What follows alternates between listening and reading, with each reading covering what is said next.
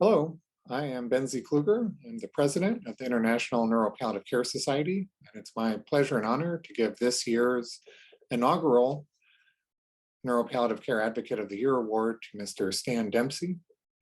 I've known Stan for over 10 years. I've known him as his physician.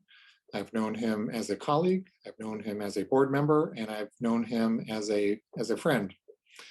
And his contributions to the field of neuropalliative care and his contributions to other people living with neurologic illness have been immense and have been largely unrecognized. He tends to be a modest person, but I believe he is overdue for recognition and has been instrumental in getting the society off the ground. To name just a few of his contributions, he has given money to start patient assistance funds, but he's also given quite a bit of money for us to get the society off the ground, and in particular for us to be able to get the society off the ground in a timely fashion. More important though than his philanthropy, I believe, has been his advice and his unique insights, both as a person living with a neurologic disorder, as a care partner for his wife, and as a very successful lawyer, entrepreneur, and strategic communication expert who has used a wide range of skills, including in the world of marketing, to be successful in his field. And he has shared those skills with us and has been a great mentor to myself and to other people on the board. I think the most important message and the most important thing that I've gotten from Stan is learning to think strategically and learning how to communicate one's vision and one's message strategically.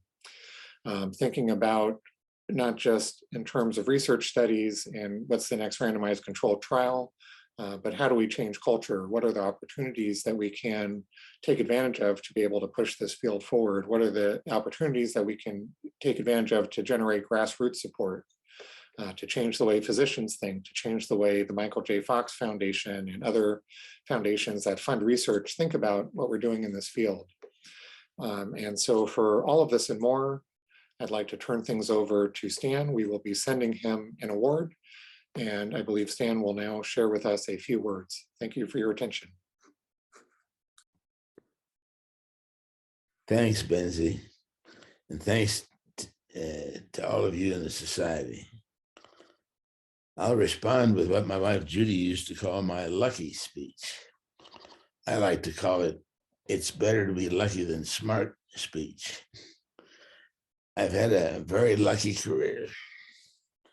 I was lucky to get a good education at the Colorado School of Mines and the University of Colorado.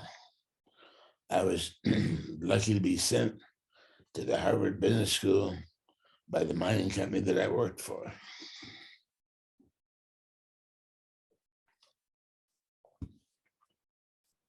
I was also lucky when I founded a successful gold mining firm. I've had luck in having a wonderful family who's always been supportive of my career, and a wife who lived up to the vow in sickness and in health. I've also been lucky to receive treatment for my Parkinson's condition and friendship from Dr. Kluger. He has welcomed me into his world, and he and his colleagues have been a joy to work with.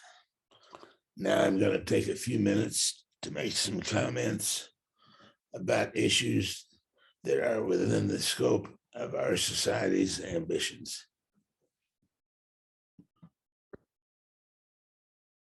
First, I want to congratulate the board and committee chairs and committee members for launching the society so quickly and effectively. It's a joy to watch people from around the world working so well together. Next, I want to compliment the society for including on its board both a patient and a spousal caregiver. This adds voices that may bring helpful new perspectives to clinicians.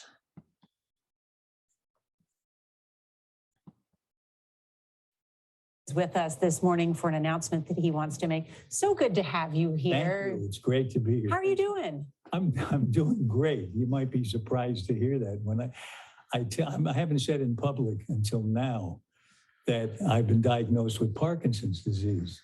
And the reason that I want to talk about it in public is that I was diagnosed 3.5 years ago. Mm-hmm. And I've had a full life since then. I've acted, I've given talks. I help at the Alder Center for Communicating Science at Stony Brook. I started this new podcast, and I noticed that I've been on television a lot in the last couple of weeks talking about the new podcast, and I could see my thumb twitch in some shots, and I thought, it's probably only a matter of time before somebody does a story about this from a sad point of view, but that's not. It was more than 20 years ago that I was diagnosed with Parkinson's. Like Alan Alda, I have continued to live a full and happy life despite my condition. I have managed to continue working. I also serve on the boards of a number of nonprofit organizations.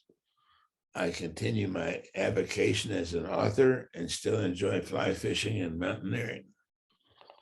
I believe I have overcome the stigma attached to Parkinson's in most circumstances, but it has not been easy. I hope our society will find ways to eliminate this hurtful behavior.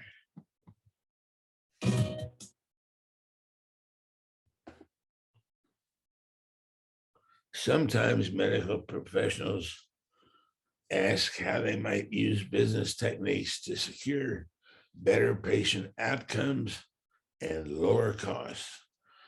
My thought is that healthcare would benefit from use of strategic planning and strategic communication methodologies that are common in business.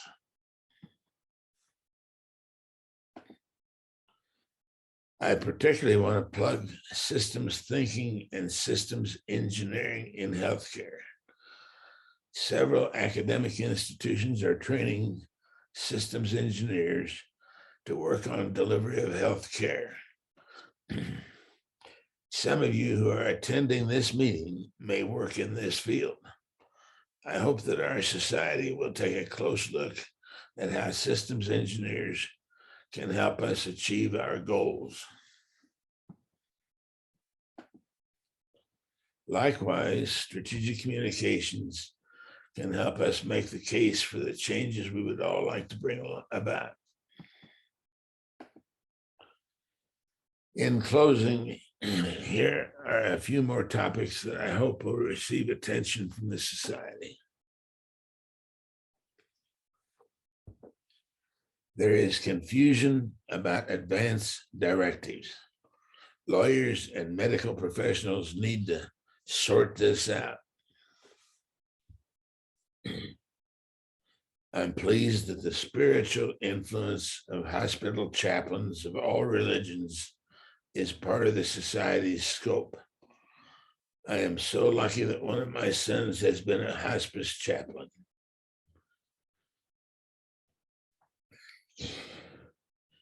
In the United States, adults age 65 and older report 36 million falls each year, resulting in an estimated 8 million fall injuries.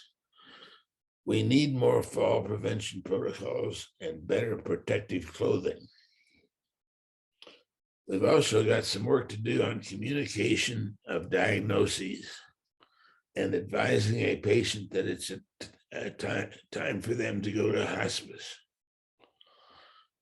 Drug names are difficult to pronounce and confusing. Need I say more? Many barriers to telemedicine have fallen in the face of the pandemic. We now have an opportunity to sort out the good and the bad of telemedicine. Surely there must be a way to make electronic health records interoperable and not reliant on fax machines. I could go on and on, but let me close by saying once again, thank you for this award.